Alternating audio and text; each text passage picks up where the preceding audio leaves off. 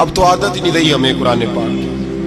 अगर लोग नाराज ना हो तो महफिल नात होती है तो तिलावतें कितनी होती हैं, और नाते हमने ज़ौक़ ही नहीं बनाया, ज़ौक़ ही नहीं बनाया हमने तिलावत कुरान का।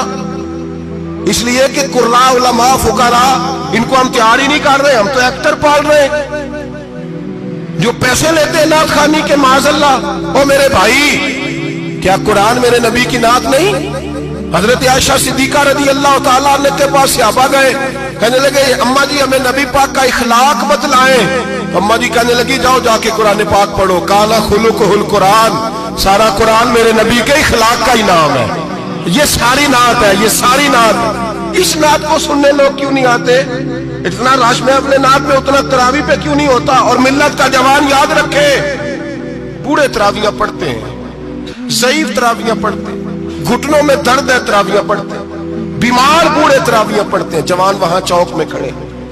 क्या जवानी इसलिए है चौकों में खड़ा हुआ जाए? क्या जवानी इसलिए है कि सऊदी अरब जाने के लिए पासपोर्ट बनाना हो तो 2.5 घंटे खड़ा रहे तू? शनाख्ती कार्ड के दफ्तर तू खड़ा रहे, प्रोटेक्टर के लिए खड़ा रहे, काफिरों के सामने कासा लेसी करने के लिए तू खड़ा रहे, तू नौकरी पे जाए तो सारी रात खड़ा रहे, और तू कुरान के लिए खड़ा नहीं होता? मेरे महबूब ने फरमाया मन कामा ईमानन व इहतिसाबन गुफिरा लहु मा तक़द्दम मिन ज़ंबि। फरमाया जो रमजान मुबारक में अल्लाह की रिजा के लिए गुनाहों की माफी के इरादे से कयाम करेगा, रातों को इबादत करेगा, अल्लाह उसके पिछले सारे गुनाह माफ फरमा देगा।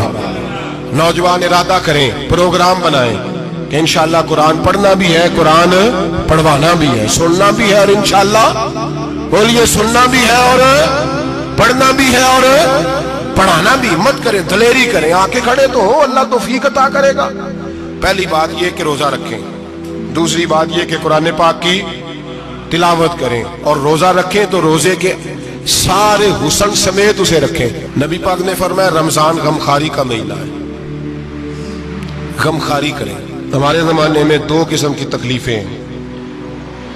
एक तो गरीब आदमी, उसका हाल यह है कि वो मांगते ही गुजारा करना चाहता है, उसने हाथ यूं कर लिया है तो अब उसका यूं होने को तैयार नहीं।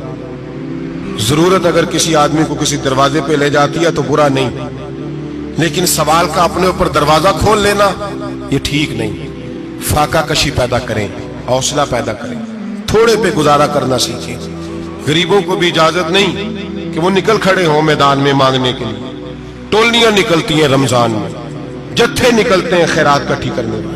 बचें। मेरे नबी पाक सल्लल्लाहु अलैहि वसल्लम ने फरमाया जिसने बगैर जरूरत के सवाल किया, जब कयामत के दिन आएगा तो उसके चेहरे के ऊपर गोश्त नहीं होगा, सिर्फ ढांचा ही होगा।